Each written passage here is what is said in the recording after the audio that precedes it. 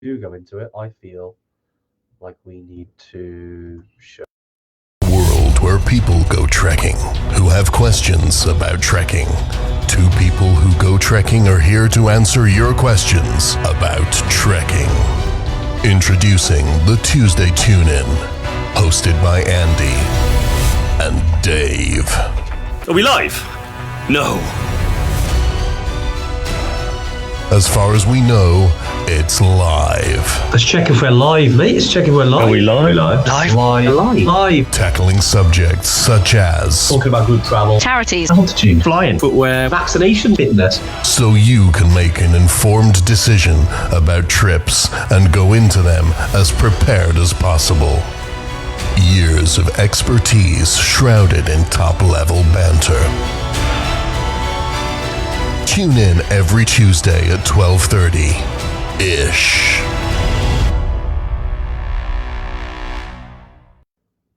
This was pretty good, Dave, isn't it? I know we get a I few just laughs realised I'm watching sounding that. like that. I'm almost like, come on, when's it like that? Yeah, I know. I know. Hey everyone, how you doing? Yeah, we always got a laugh. Are we live? Are we live, Dave? Yes, we're live. Of course we're live. We've got I Brian know. on, yeah. Bry's on. Laura Collins again. Laura, you are like this is You going know to what? turn into a bit of a record. I feel like she's made a rod for her own back here now. Like Because she has to every has week. to be every week now, and it's going to become really. It's hard for us to be on time.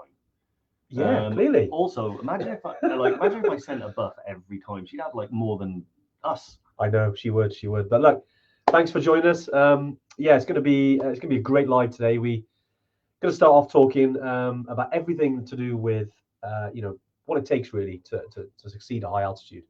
As well as that, I know we got a lot of new Tuesday tuners today. Hence the reason why we put the little Tuesday tuners. Is that like Evertrackers, but just for the I Tuesday suppose tuners? we could call it Tuesday tuners. Yeah, The it Tuesday it tuners. works. It Well, works. I like the Tuesday tuners. Unless yeah. there's a better collective noun. But yeah, and then we'll be announcing the winner of the recent Everest Base Camp competition as well. So I'm sure there's going to be some acceptance speeches that we've been saving for a while, Bry. By the looks of it, afternoon, Bry. No, it's great to see some of our Tuesday Tuner regulars. Obviously, we've got Tina Barrett. Tina, who we got? We've got Gav Forager. We've got Adam. We've got Daniel.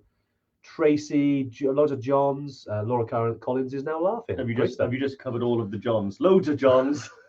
There's a few Johns. We got Jessica Craig. Rachel Kempson. Rachel Is Kempson. she from Aloha. Hawaii? She is. Hawaii. All the way from Hawaii. It's been Awesome. a while, Rachel, hasn't it? I think you I used to know. be a regular. We got Andrea, we got Sophie, we got Lee, all the way from Zongla. Oh yeah, he's on the way to over Chola today. Good luck, Lee. Great to see you have signal all the way up there. Stuart Taylor, Mark, Helga. Here we go. We got lots of Evertrackers The on the miracle line. of Everest Link, mate. The miracle of Everest. It's great, isn't it? It's great. But yeah. So today, I'm actually going to call out Marky V in Sierra Leone. I'm surprised he's got signal. Yeah. But great. Thanks for tuning in, mate. I know you'd like to tune in from many different areas. So today, then, yeah, I mean, because there's a big title on the email. Like anyone can do it if, and it when we kind of thought about this, we because we haven't really done fitness or touched on bits around fitness to succeed at high altitude for a while. So we thought, well let's talk about that because it's very, very important. We want people to go to high altitude and have a good time. Yeah. And the one thing we do say a lot is that anyone can go to high altitude, but there's a difference between enjoying it and suffering. And that can happen quite easily at altitude, right? Happened to me. Suffering. Yes, I've suffered a lot. Did it? But yeah, no, you're dead right. So we basically wanted to talk.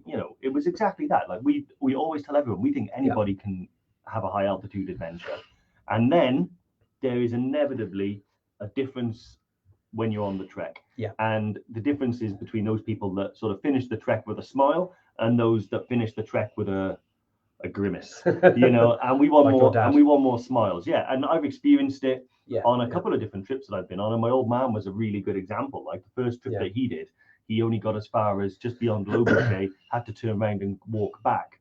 And then when he finished, he was like so exhausted by the experience that he actually decided, that's it, now I'm going to hang up my trekking boots. He did, didn't he? And the second time that he went, Because he didn't hang up his trekking boots. he didn't, no. He made base camp, come back down all happy and was like, yeah, amazing, I'd go back again. And it's like, okay, so what's the difference between those two? Yeah. Because that's the same person, two vastly different experiences. Yeah. Why? it is interesting because I know we had very early on in Mountain Malarkey podcast. I think it was back in 2019 when we first launched it. We had your dad on and talked about the, because with success going to Everest Base Camp, we're over 95%. So we thought we'd talk about the 5% that didn't make it and the lessons. If you haven't listened to that podcast, by the way, highly recommend it.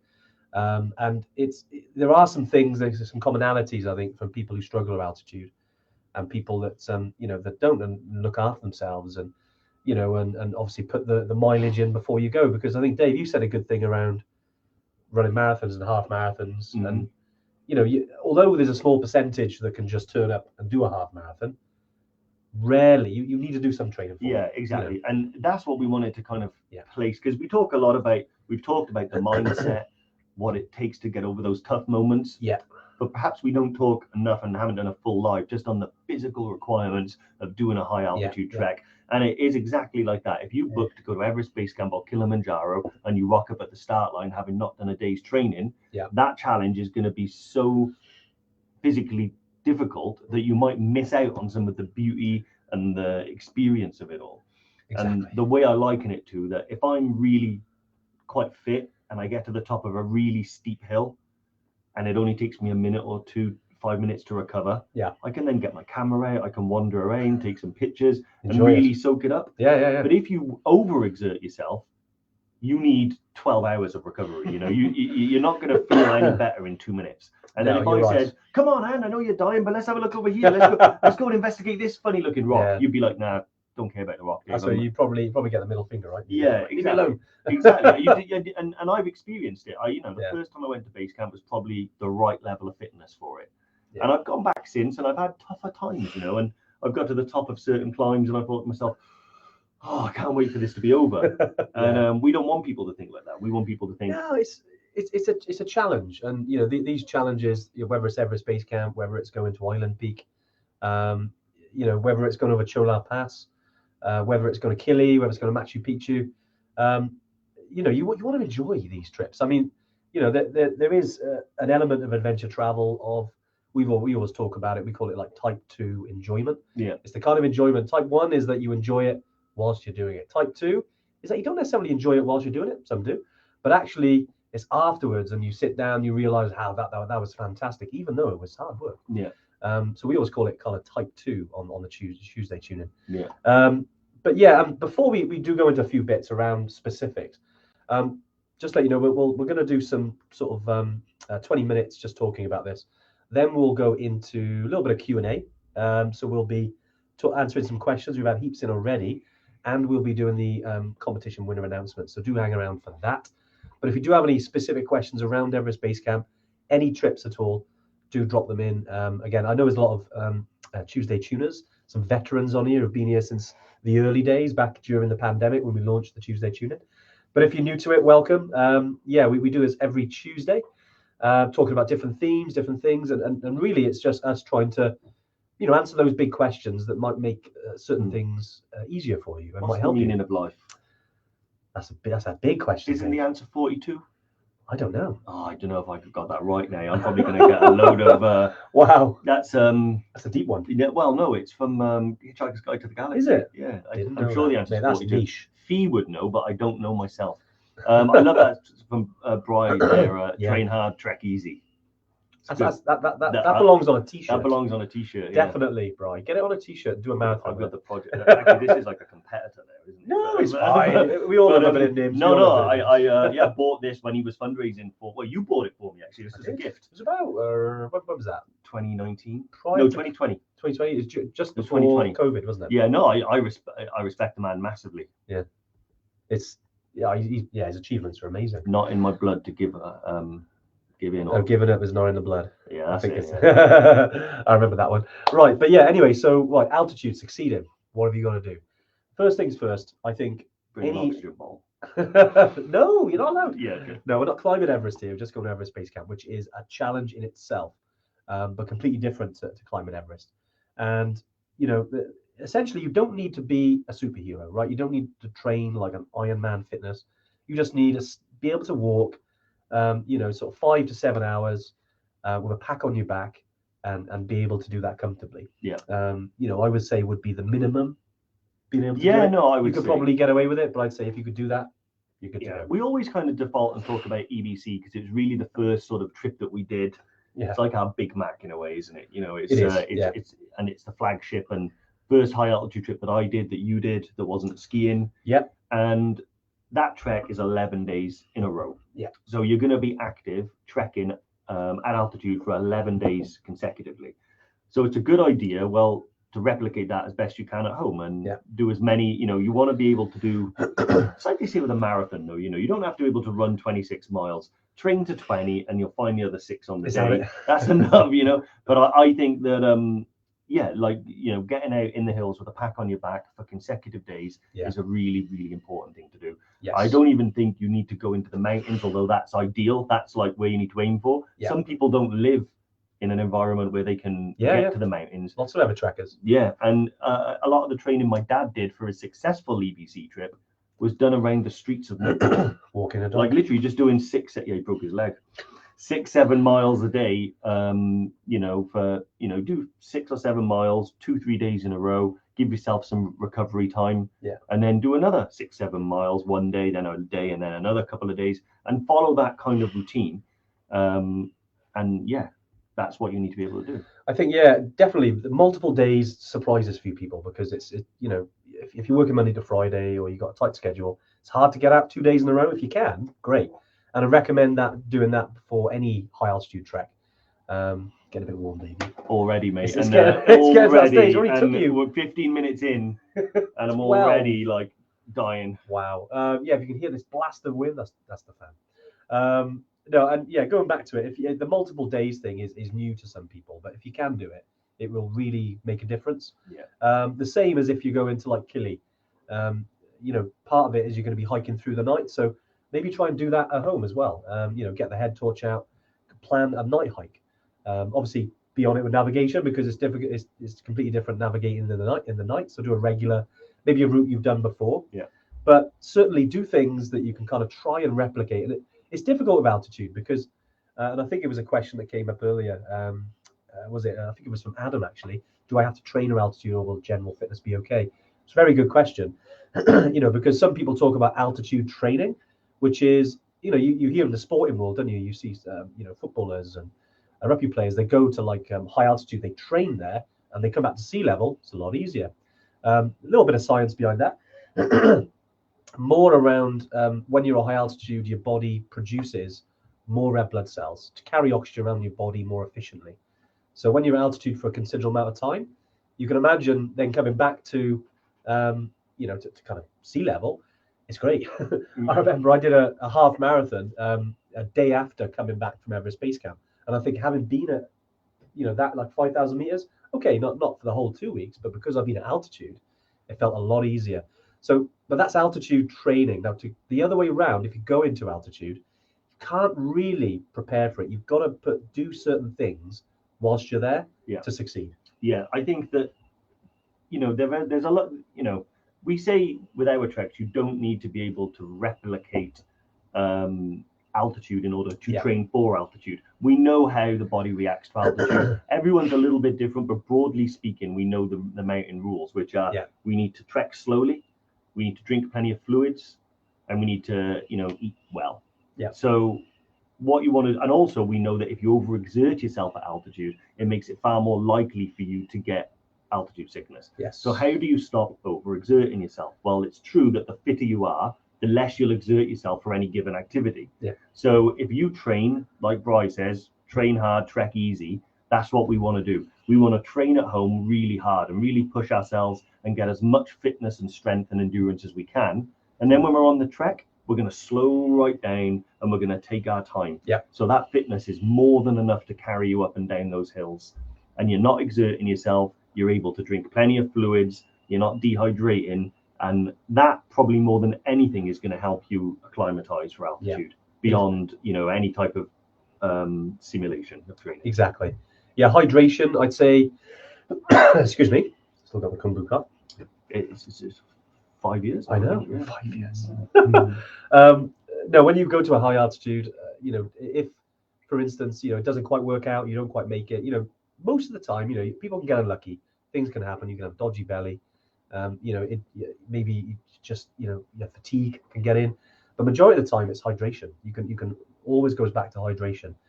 If you can, like Dave said, drink enough water each day, your body's going to be a good place to adjust to high altitude. And it's not saying you won't get headaches. It's not saying you won't maybe put you off your food. Some people, like I lose my appetite at altitude, because I don't know why. It's just part of my process. It happens every time. I always make sure I sit next to you at lunch. You get free egg, free chips. But you kind of got to force it down because you realise that I'm used to it now. So I kind of, I've been to Everest Base Camp 5 times, and you kind of get used to. It sounds awful, doesn't it? You got to force the food down, but again, it's part of the challenge. It's part of the challenge for me because that's what happens to me. I'm very lucky. I haven't really had any of the other severe altitude issues. I know people that have. And if you can limit that by drinking enough water, by looking after your body, by also getting your body in a good place before you go there. Obviously, we've talked about fitness and building that into it. Getting out, pack on your back into the mountains, just walking, because when you go into Everest Base Camp, it's just walking. You don't need any technical skills. So you just do you almost mimicking what you're doing, and the closer you get to your trip, maybe try and get your bag to be heavier and heavier, and then taper that off before you go, like a week or two, because you don't want to beast yourself before you go, unless you're Diane. Diane's in Namche as well. She's on the line. Namche, my favorite place. Hey Diane, how you doing? And Sam as well. I hope you're enjoying Namche and you're enjoying the trip. Stay in Namche. No point going any further. I just stay there. Brilliant. But I love Namche. I bet one of our favorite places. I'm so jealous. I know. I'd give anything to be in Namche right now. But you are dead right. I mean, we do have a lot of questions as well. About for people that want to go higher and. Yes. If you want to go to Island Peak, Mera Peak, Aconcagua, and at that stage, maybe you can go to start thinking about things like the altitude center, where you can go and train in an altitude chamber. Yeah. But what it does is the science is kind of a bit mad. So if you sleep in an altitude tent, it will help you acclimatize, but you're not living in an altitude tent 24/7. So it doesn't perfectly replicate the conditions of being at altitude and that being your life, but it can potentially help. But we don't think it's necessary for things like our trips, like EBC, Mount Toubkal, Mount Kilimanjaro, Machu Picchu. It's enough to do the training, but we can't emphasize enough how important it is, because with every time I've been on a trip and I've seen someone really struggling, well, not every time, but I would say the majority of times, it's someone who perhaps hasn't done the full training, and I hold my hand up to that as well. I'm a culprit of that.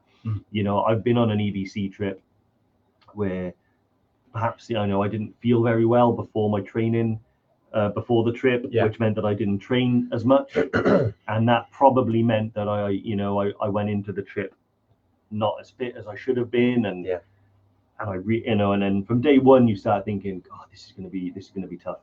The example I'll give is the first time I went to a EBC, I read your blog. Yeah. And I trained back in the day.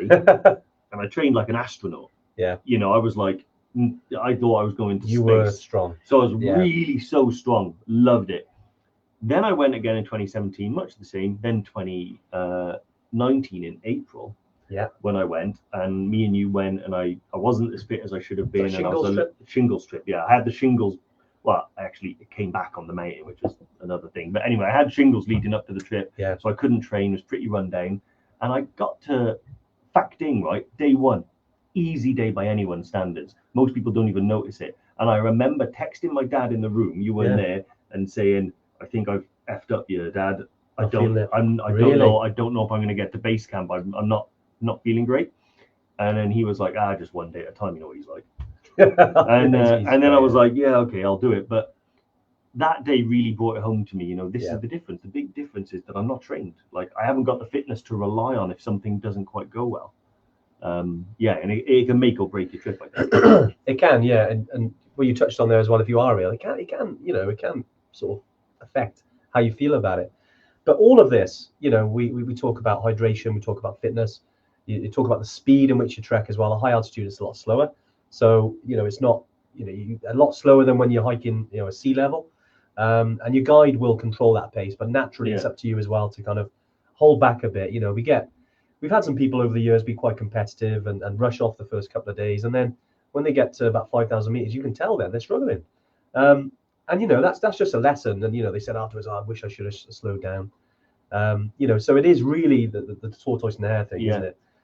When it comes to speed. Bry's made a good point there. He said, also it's not a race. Yeah. And Bry's the first to admit, he's knocking on the door of 70, and he's actually quite fit. He's going to love you after that. He's quite fit for his age. Brilliant. And sorry, Bry. I say that, mind. I've tracked with a guy, David, who was 72, and he was a beast.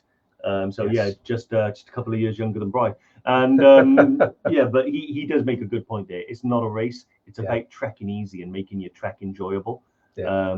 And hanging at the back and helping people and being part of the bands that gets people through is a way more enjoyable day.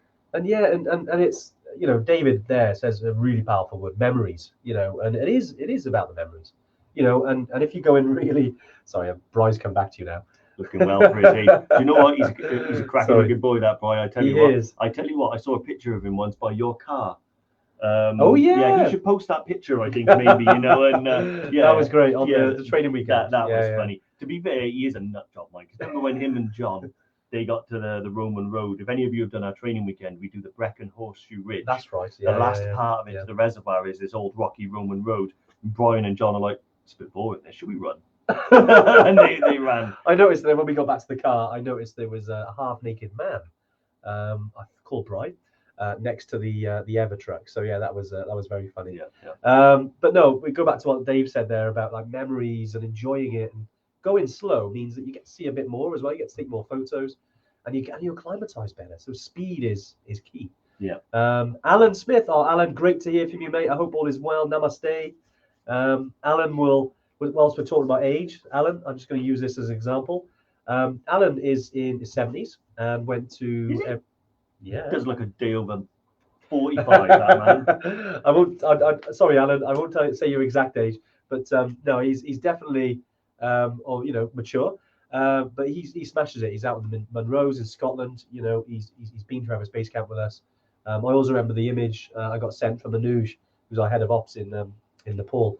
Of Alan with a birthday cake and some whiskey, and again we go back to memories. What Dave said there, absolutely, all part of the journey, guys. And something my daughter said was it probably about a couple of weeks ago? No, where was it? I can't remember. It was Saturday. Was it this Saturday? It was. She said it before though, but she said it Saturday. Yeah, we were on Penavale on Saturday, Ellie's first time, and she says that every journey counts, and I thought, wow, that's deep.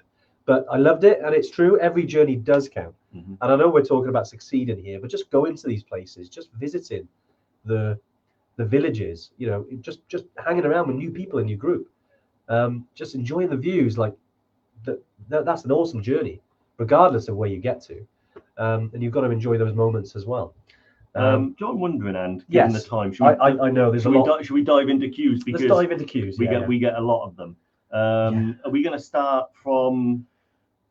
So we had some yesterday, right? We did. They came in yesterday because I want to try and get all these. Okay, so we'll try and get them through as quick as we can, because this one's from Peter Redmore. Yes. I've been thinking of hiking for years, but not really had any experience of high altitude trekking. I've decided to go on my too fast.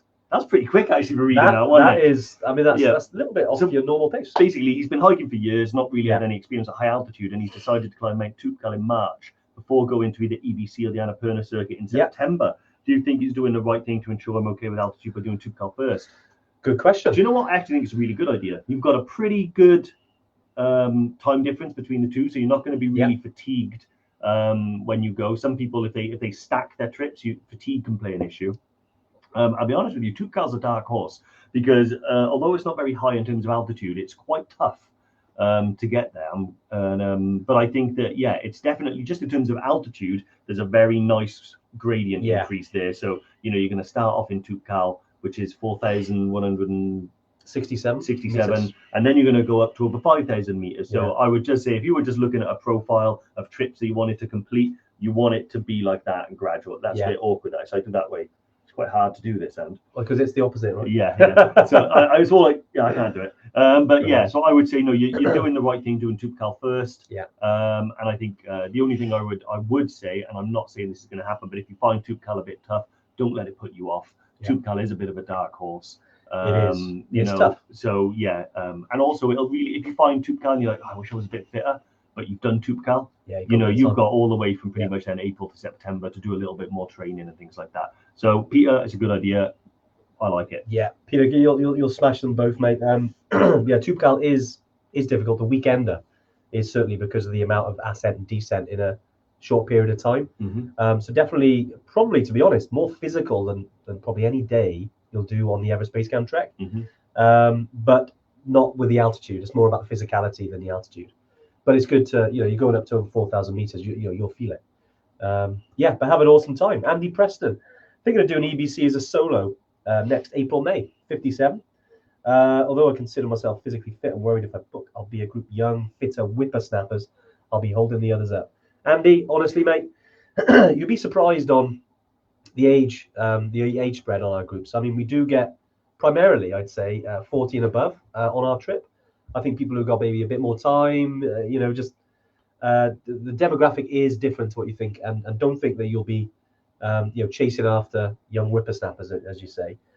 We get a lot of people in their 50s and 60s, and I was talking about Alan there, who's say it now, he's posted it, 75. Honestly, age really doesn't matter on these trips. No. Tina's put there, I was the oldest of 57, and it's it's nice to have a bit of a range. You certainly don't want it to be like a saga trip, but it's which we but it's that's a joke. But yeah, it's like that. We limit the amount of people over 60 to like 2 or 3 per trip. No, we don't. My dad was he was 61, 2 possibly. Although I'll probably say 62. It was like I was 60. Mate, he was a senior citizen. He was a veteran. He was a veteran. Yeah. But no, honestly, 57 is a great age to go to altitude. Mick Hamilton, 65, summit in Island Peak. I think he did EBC 3 years ago as well, so smashed it. Honestly, and as a solo, majority of people actually, I'd say over 50% of all of our people who book on our trips are actually on their own. They're going solo. So don't think that you'll be on your own in groups of other people. And we can make sure that you find the right group. But yeah, looking forward to helping you on that journey, Andy. Yeah, awesome. George Steedman, morning team, morning George. Looking forward to Kilian June 2023. Yeah, gonna be awesome. Any further plans for expanding the Africa portfolio, such as Mount Kenya or the Renzores? Yeah, I've heard of that actually. That's a different name, isn't it? Yeah. So absolutely, we're always looking at expanding our trips. Pretty much, if there's a trip that people are interested in climbing, then almost certainly it's landed on our radar as well, and we'd love to do it. Mount Kenya is definitely one. Yeah. Can be quite technical, Mount Kenya as well. The highest peak. Because we don't go there. Yeah, because there's like the double summit. Yeah. And when we most trekkers stop at the one summit, and then it's like a technical climb then to the top. 100%. And not just there. Like obviously we do Morocco and we do Tanzania.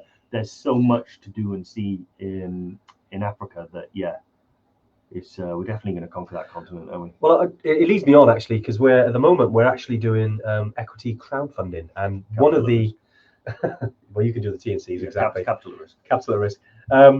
If you've been on any of the Tuesday tune-ins over the last few weeks, it's been amazing. We have gone sort of privately live at the moment, but you can still sign up to get access to that privately live at the moment. So we're opening up Evertrek up to investors. The reason I mention that is because we are, you mentioned new trips, and part of the kind of pitch and part of the the plan is obviously use the investment to create new adventures for Evertrek, because we've got trips in 14 countries at the moment that we're some due to run, some we ran, and we want to expand that.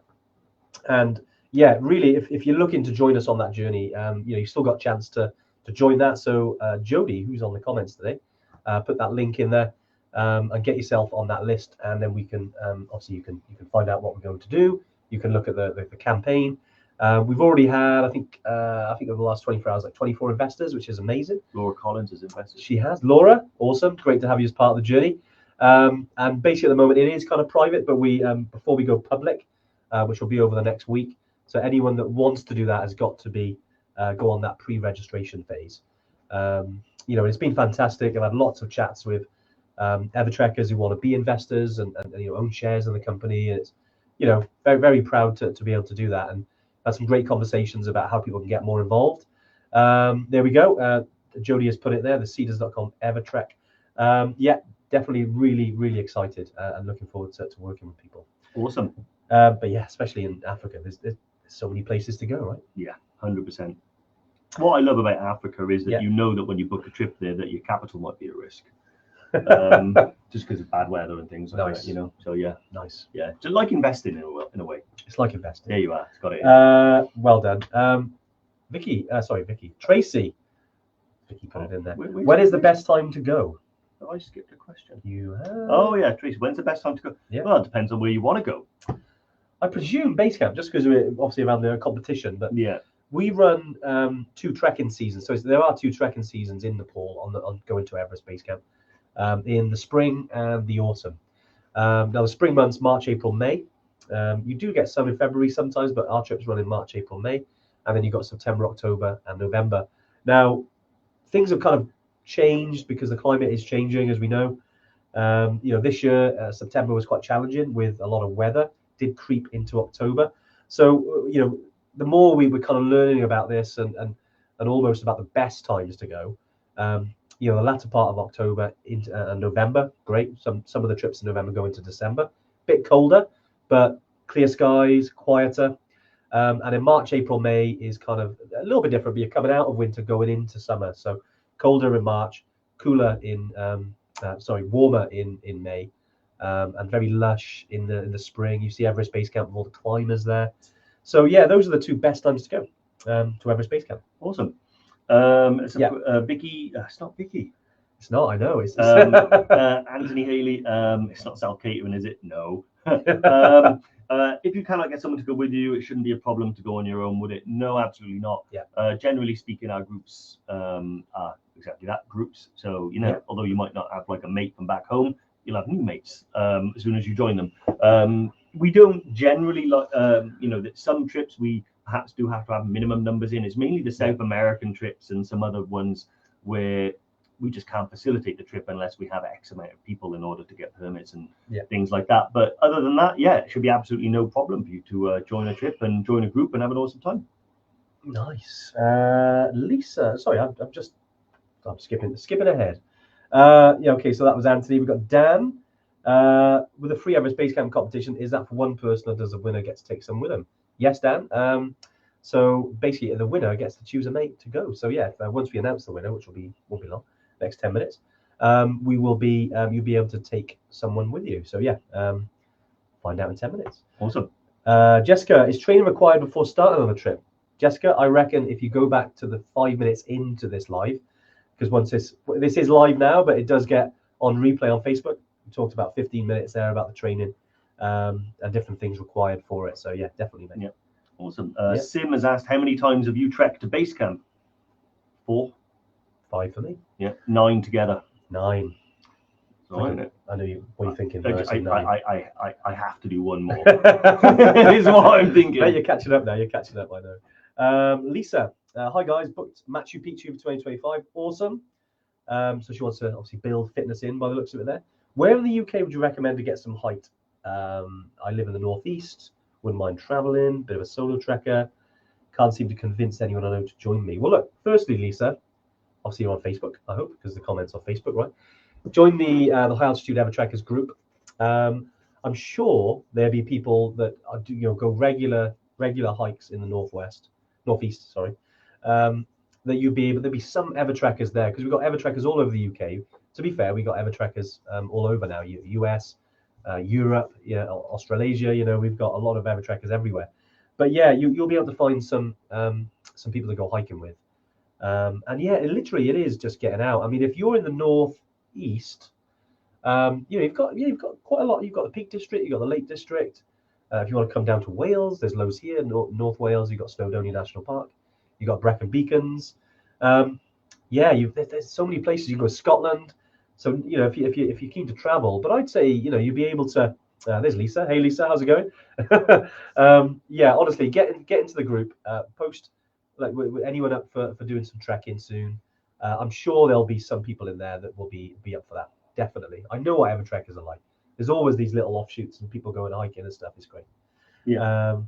Awesome. Go for it. Awesome. So Lee Oxo Oxo. Yeah, you did well with that. Yeah, pretty good. Yeah. So basically, it's a pretty long question, but essentially, you went to EBC previously. Before you actually got to base camp, you came down with altitude sickness, that helicopter off with your brother. You've always, you want to go back, and you want you and your brother to kind of get the goal that you always wanted back then. Do you think, essentially, is it possible that you could do it again? 100% it's possible that you can go back and get to base camp. A lot of things can affect how we adjust to acclimatization. And as I mentioned earlier, the biggest story that I can give you is perhaps one of my dad who came with me, and he turned back the day before he was supposed to reach base camp as well, came back 2 years later and reached base camp, and the difference was night and day. And what he did was a couple of things different than the first time. One, he took Diamox from Lukla all the way. So basically to give his body that help start, that that help at the start, and to help him acclimatize from the beginning. We hiked a lot slower, and more importantly, he was a bit fitter when he went back.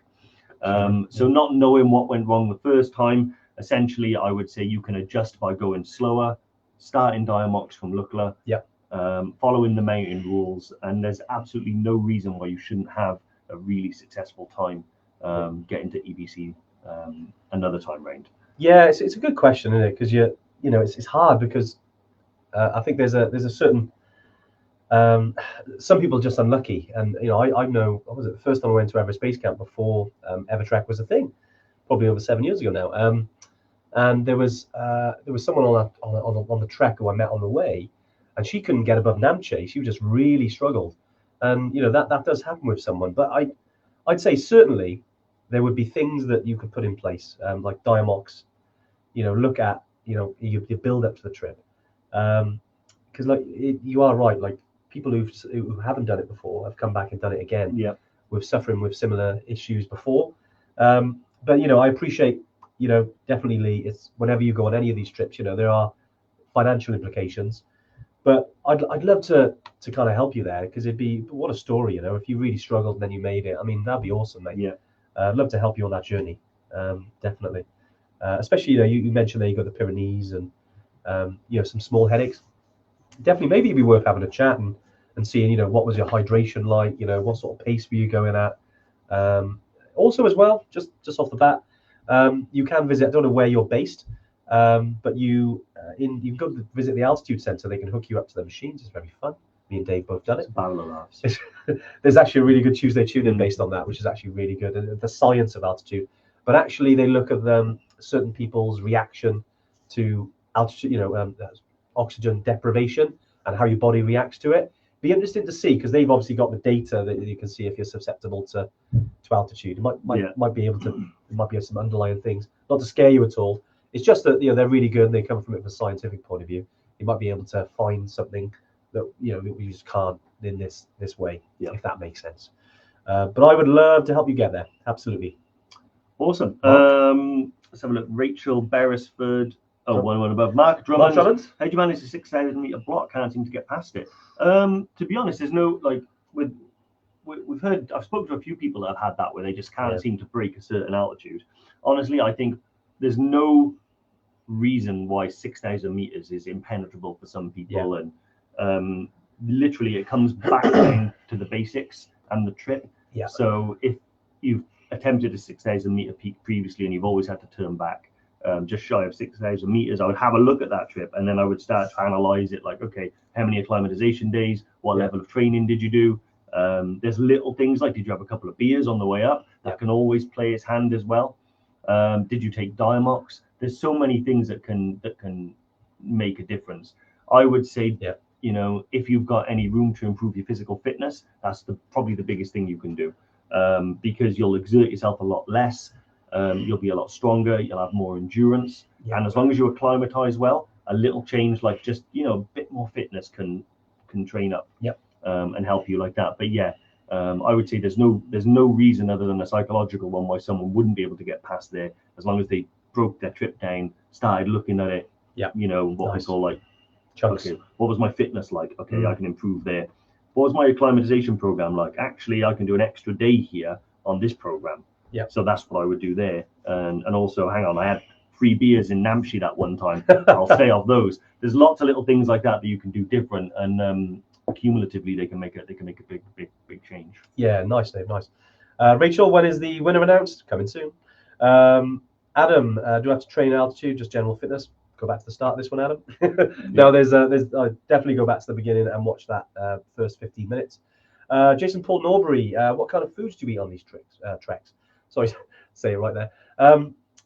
Yeah, to be honest, in Everest Base Camp, obviously you're eating a lot of local foods, a lot of Western foods up there as well. But especially on the way to Everest Base Camp, it's it's quite well provisioned and supported because you're hiking through and you're staying in local villages.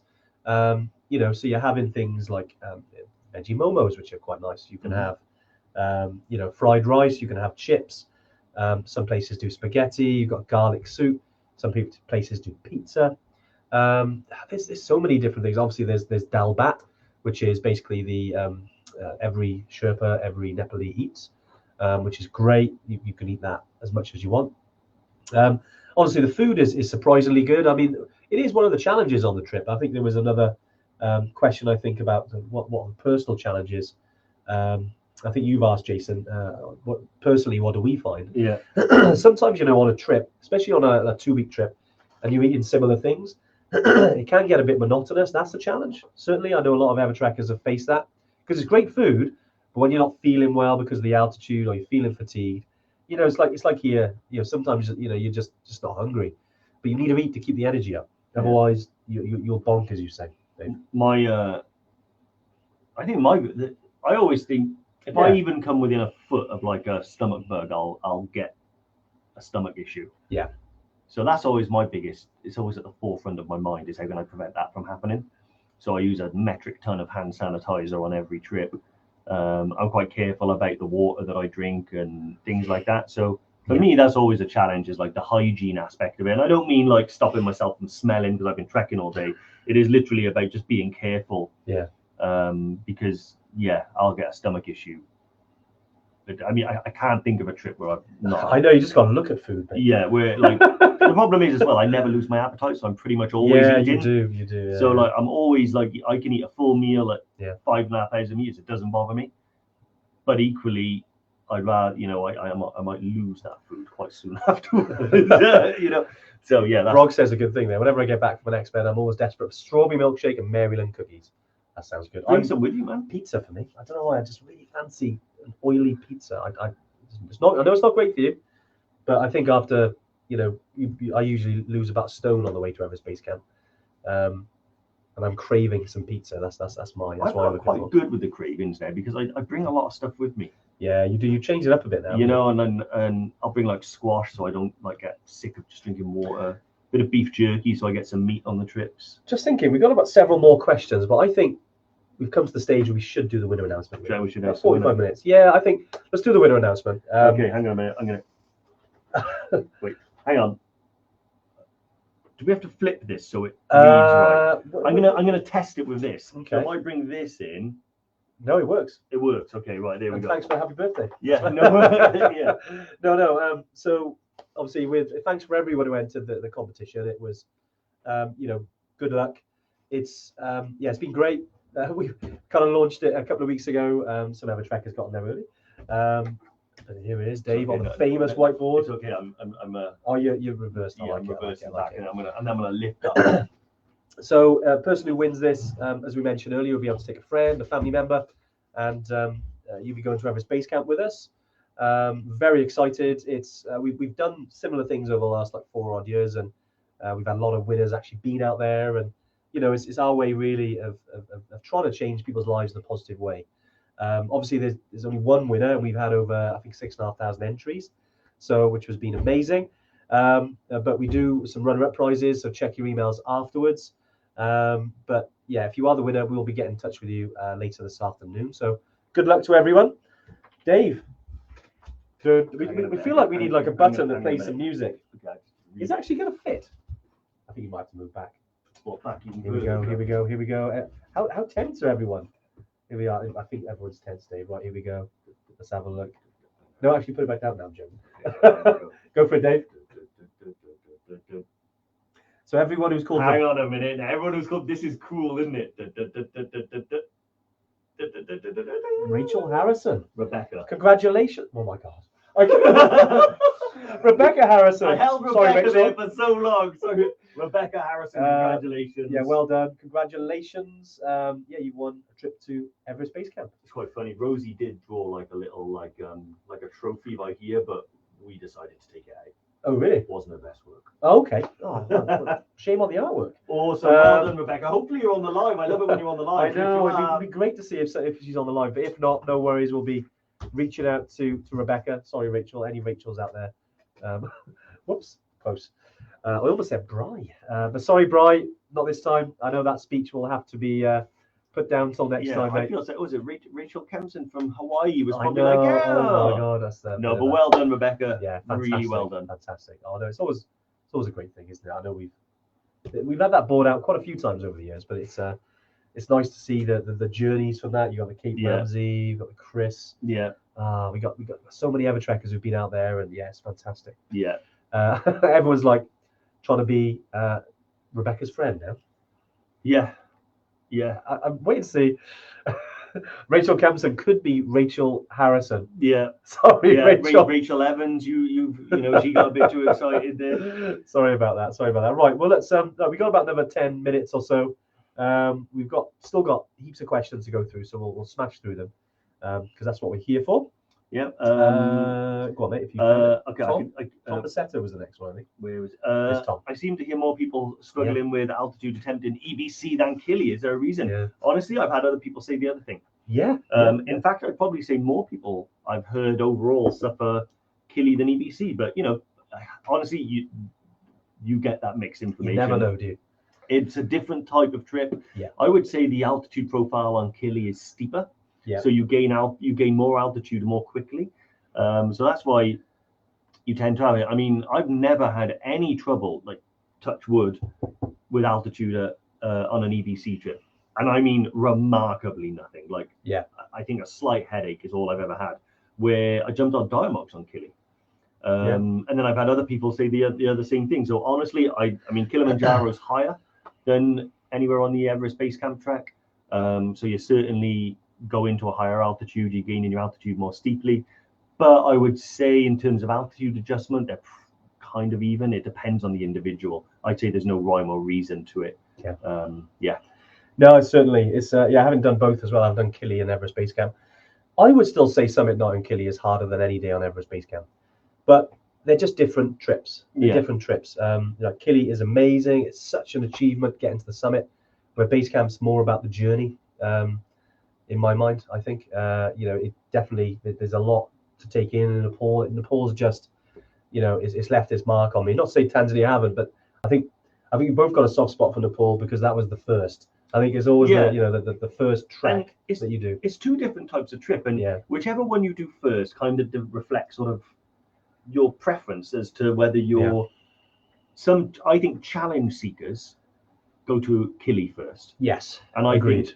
Agreed. If you're more of a traveler for traveling's sake, you go to Base Camp and the Himalaya. Yeah. But so if you're one of those people that like you take on marathons, you take on challenges, you take on Tough Mudders, Killy's definitely rings that bell because it's a summit. It's a very definite peak. It's one of the 7 summits. It's the highest point in Africa.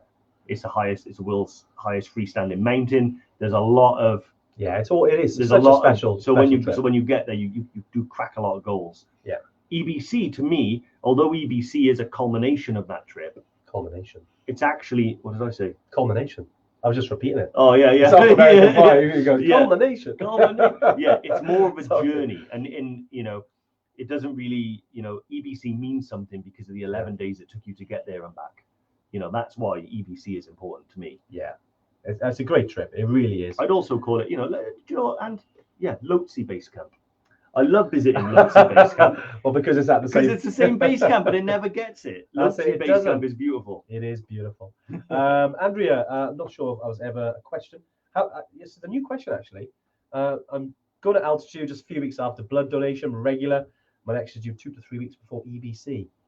Yeah, you know what? It'd be interesting to speak to the altitude center on that or something. I'd say, and I know you don't want to skip, but just thinking about the trip. Try to get everything to, obviously it's all about the trip, right? but I know you really want to give blood. But I would say, is there a way that you can skip that? Just would be my question. If not, no worries, because I know it means a lot. But definitely, if there's anyone that knows of any studies, I haven't seen any studies on giving blood then going to No, altitude. well, I mean, I know a lot of I don't know how much. Because you give about a pint of blood. don't you, Honestly, normally? I do not. Tragically, and I've tried several times, but I've never been able to. Or give blood. Yeah. Really. Tattoos. Yeah, of course. If you've had one in the A last, painted yeti, usually they can't ask give you blood. if you've had one in like 12 months or whatever. Yeah. And I've tried on, those vans you see in like Tesco's, Yeah, you can yeah, go up yeah. and donate. I've tried like 4, 5, 6 times, maybe probably about 6 times in my life, and always no. I think sometimes they might change and actually accept it. But anyway, I don't know why. Yeah, definitely. Sorry, But- Andrew. I wish I had the answer to that one. I'm yeah. certainly gonna Google that. I would and say research if that. you've given blood on a regular basis, how do you feel afterwards normally? And I know Andrew does a lot of running. So if you go for a run after you've given blood previously and you feel weaker or tireder, faint. then I would perhaps say just reschedule it for when you come back. And actually the blood will be of a higher quality because it'll be That's a good point. Actually. chock filled with red blood They'll cells. love that. Well, it's like what Lance Armstrong used to do. Yeah. Take a blood bag out and then put it back in. Wow, imagine that. Having the extra blood cells. Wow. Yeah, so apparently it makes a big difference. Clearly. Big difference. Yeah. 7. 7. Helga, can you recommend a good solar powered charger to keep my camera on the phone alive? Good point. Have You you know, found one? I've used one over the years. Yeah, there's Anker power banks tend to be the best. Anker solar power banks, but you know what? They do take a long time. Even the high price ones, the high end ones, do take a long time. I'd suggest having an actual power bank instead of a solar charger. Even if you could take 2 of those, that'll last you the whole trip. They honestly really good. Especially you've got the kind of the larger versions of them. They're not cheap. You're talking £80 to £100, but I know it's Black Friday deals. You get the Amazon Day. You get some good deals. Certainly in the High Altitude Evertrekkers group, people are always posting when there's offers on power banks because they're so well used. But taking a couple of them and having that energy, obviously make sure keep them warm because they get cold, they lose the energy. For me, is far better for the length of time you're out there than solar chargers. Having used a few myself, I always have a better experience, and it works when I got power banks. I've never found one that's done the job particularly well. Yeah, Because naturally the Himalayas is quite cloudy. it can be. Yeah, like in the especially- mornings and the evenings. Yeah, it can be. So Yeah. you do see people with them draped over their rucksack, but I don't know if it's enough to give your phone a full charge. I normally like get my electricity from home and bring it with me. You with could the do that, power bank. or Kathmandu, and some of the lodges and the tea houses, although it costs a little bit of money, it's not expensive. You can pay to get your electronics charged. Yeah. But again, that because of where you are, the electricity isn't always guaranteed. That's why we suggest not eating meat at altitude, just because the refrigerator, the fridge is not always on. And the same goes with power. If it's been cloudy for a couple of days, the solar chargers wouldn't be that good. The way you said refrigerator then know. it reminded me of I don't know why. the Dire Straits song. Really? We got to move these refrigerators. We Wow, got Dave. to shift these color I think TVs. Everyone's really happy with your rendition. Yeah. Sorry, do you want to just pull that one out the back? Savage. Sorry. Alice Jean, back onto something I Yeah, can do. yeah. Back on. I wonder if you'd be able to give me advice on a good smartwatch for hiking. Thank you in advance. I really show yours. It's newer than mine. Fine. Actually, me and Andy always leapfrog each other. So I've It's got my first one in about 4 years. I think. yeah, the Garmin. I always call it Fenix, but it's Phoenix, isn't it? Or Fenix. I think it's Fenix. Fenix, I think because Fenix is right. Fenix is Yeah, Fenix. Right? yeah. I've got the Fenix 6X Pro Solar, which Nice. was mega expensive when I bought it, but now this one's out, which Andy hasn't charged. I know. It's clearly I need a solar charger, right? Yeah. So no, that one is much better than my one. when it's on. When it's on, and it's got touch screen and fancy bits, and it's got a real good torch. But if you wanted one that you don't want to spend a lot of money on, then you can get this one now, I think, for a lot less. Yeah. So There's generally, loads out there, aren't you there? had the Fenix 5, I had the Fenix 6. Now you've got the Fenix 7. Yeah. In a year or so, I'll get the 8. There's there's so many different smartwatches out there. Like this Fenix have a really great range. Even from the 4, any from the 4 up are really good. You got Sunto. I use the Sunto Ambit 2. You have the Sunto Ambit 3 for years. You got a lot of there's a lot out there. The battery is amazing on The that. battery is probably better than the Garmin's. But certainly it depends on the features you want. If you want one that's just steps, heart rate, all the, What's your heart Times rate? when you Oh, are. it's not on. So you might check my heart rate now. You can see like the green flashing underneath. nice. My heart rate is actually quite high. But smartwatches are great, and it's nice when you come back and there's apps and you can follow your journey. You can see where you've been. Obviously, if you're into Strava, they're great. Yeah. It's a multi-sport as well. So it does cycling, walking, running, indoor training. Right. Well, I've got what we got about 5 minutes left. We'll try and do a quick fire for this. Okay, go. But obviously, any questions we don't answer, we'll try and jump in after the live and just obviously type that. If there's any specific questions and we don't get to cover them on here, don't forget to drop us an email, info@evertrek.co.uk, and I'll post in the group. A lot of Evertrekkers in the group, a lot of people who've been at high altitude. There's almost 7,000 people in there now, and so it's a hive of knowledge. And obviously, me and Dave, we have a lot of experience at high altitude. We take literally thousands of Evertrekkers on high altitude trips. We kind of know what we're talking about when it comes to altitude. But if you want any more specific questions, go into the high altitude Evertrekkers. Or something relatively new as well is that we started this other kind of little membership thing called the Summit Zone, and that's where working with me and Dave more closely. So obviously a Tuesday tune-in I know it's kind of one way in a way. Obviously it's great to see some comments and things, and it's always great to be here. We love the Tuesday tune-in, and it's staying for good. But also as well, we like our training weekends. We get to meet Evertrekkers. The Summit Zone has become more. We work a bit closely with people who want help from us. One-to-one basis. We do sort of monthly group calls. There's some perks in there as well. So if you are interested in looking at the Summit Zone and joining that, you can do. I think it's £37 a month where you can work with us, or it's £370 for the year. I think it's a little bit cheaper if you do it over a year. But I think Jody can have the link to the Summit Zone.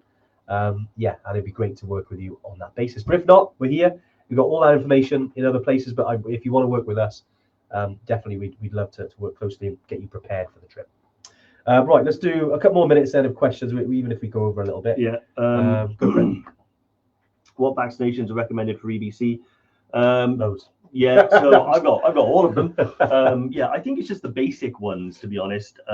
Jody, if you can go and put the link for Nomad travel clinics, Nepal vaccinations in there. She's going to be typing that as quickly as she can. They'll tell you everything you need. I think it's like typhoid. Yes, all the usual ones you get every, the 10-year boosters, the typhoid, tetanus, diphtheria. That's it. Those are the three, I think, ones Yeah. you should have. And then you have rabies is an optional one. Yes. Japanese encephalitis is optional. All of these things are optional. Hepatitis. But the big three that you just said then, tetanus, diphtheria, cholera. And polio. Polio. Yeah, they're the kind of main ones. The ones you go, if you go into a health clinic, we recommend Nomad. We've been partnered with them for a number of years. There we go. Jody's put that link there. We basically we can get a little bit of discount through Nomad if you do go to them, and they are a specialist, so they will be able to tell you exactly what ones you need for specific countries. Obviously, I know we're talking about experience, but if you wanted to just get specific advice, or the NHS travel website is brilliant as well. It's got all the information on there, just so you don't miss if there's any specific ones. Great stuff. Temperature difference between start and at base camp. That's from Adam. Good question actually. It's quite warm actually lower down. It depends on what time of year you're going, but let's say if we were looking at the average, during the day it's like 15-20 degrees, so it's shorts and t-shirt weather. As you get above 5,000 meters, it does start to drop down, especially when the sun goes down. The coldest months you're talking -20 in the night. During the day, will touch 0 in some places. If it's cloudy, if it's snow, if it's wind, obviously it's quite cold. So you prepare for all 4 seasons. Certainly. So you prepare for the wind, the rain, the cold, and the sun. Take sun cream, 100%. Awesome. Trevor Bailey doing EBC next September. Do we have any dates for training weekends next year? Oh, they're coming soon, aren't they? Yeah, they're coming soon. Next There'll year, definitely be one before September next year. And as soon as we do, just make sure you're following us on our mailing list, and on you'll find out. We tend to do 2 big ones a year, don't we? Yes. So we'll definitely have one before you go in September. That's guaranteed. We just not sure on the date yet. Nice. Sorry, I believe as well there was a couple of questions we've missed, and sorry if we've missed your questions here. I'm just going. I think it was Suzette. I did Suzette Teal. Hello, Suzette. if you're still on. I think Killy was pretty hard, even with months and months of training. How much harder or easier is EBC? Yeah, I think we may have touched on this. I think there's another question, but I think it's, again, if you struggle on Killy, it doesn't necessarily mean you're going to struggle on EBC, but it's still going to be hard. It's difficult. I mean, I personally say EBC is easier than Killy, but I know other people have said otherwise. Oh, Dragon. Yeah, I probably agree. Not that it's easy. No. Because if we're doing on a gauge here, I'd say, EBC was like a 3 or 4 out of 5 difficulty. Yeah. I'd say that Killy is more of a 4 or 5. I'd say so. I think you're right. I think when I got back from Killy, I felt like the experience, particularly the end of the trip when you reach the summit, is way more intense. Yeah. Well, you camping, so. Sorry, I couldn't resist. But, and where I think EBC felt gentler to me. Yeah. But then you had other people say that. I think I know it's hard, isn't it? It's hard. But Susan, we'd love to get you to Everest Base Camp, mate. And 100%. Even if it's worth having a chat and seeing how we can help make that happen. There's obviously options where potentially if you've got more time, we could do a private trip where you can have more days, just so you're acclimatized differently. Mm-hmm. That's an option. We've had people do that before. Obviously, I know there's additional costs for private trips, but just all the options on the table. Mate, drop us a message. It'd be great to chat to you. Chris, how do I get my countdown timer on the phone? This time next year, I should be heading home. Is that a rhyme, Chris? But yeah, the countdown timer is on the Evertrek Vamoose app. So that is, if you drop us a message, so you can download that app on the App Store, and you get basically you've got the codes to access your trip. If you drop a message info@evertrek.co.uk, they'll send you your login details, so you can get that countdown timer. Just make sure you share it on the Facebook group. Awesome. Mark? I did have a look at one. Mark Noons, I have bilateral popliteal aneurysms. Yeah, okay. Would you recommend doing this with obvious altitude? I'll be honest with you, Mark. I don't really. I don't know. I was trying to think, I actually have not heard of bilateral popliteal aneurysms before. It sounds very serious. Anytime you hear the word aneurysm, it's to do with the brain.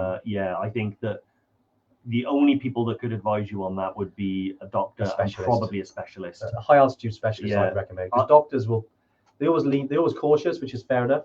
But we've had people who basically their GPs have said, don't go to altitude. Yeah. They'll speak to an altitude specialist and they'll find a way of managing that. Or at least a specialist in that condition who will know how that'll be affected. I wouldn't like to say any advice on that, to be honest with you. But it's good, good question though, mate. Great stuff. Well, I think we come naturally to the end there. I hope it's been useful today. I know we covered a lot of stuff. We obviously covered anyone could do it if obviously talked about pace, hydration, fitness. Obviously we covered the trips, difficulty levels. Hope it's been useful today. Like I said, if you're new to this, we're here every Tuesday, myself and Dave. Any questions, do drop them in the group. But Dave, any final thoughts before we finish? No, I think I love Bry's comment there, train hard, trek easy. Yeah, I love that. I think that should be your what's it? Not ethos, what's your mantra, before the trip. And I think the fitter and the stronger and the more endurance you can build before you arrive at the start line, the easier and more enjoyable the challenge is. The challenge is hard enough without adding in. But equally, I would say that doesn't mean you have to be perfect. It doesn't mean you have to be an athlete. It means do the best you can to give yourself the most enjoyable experience. And if you need any help training, let us know. Yeah, exactly. Wonderful. All right, guys. Well, we'll catch you next week. Have an awesome week wherever you're up to.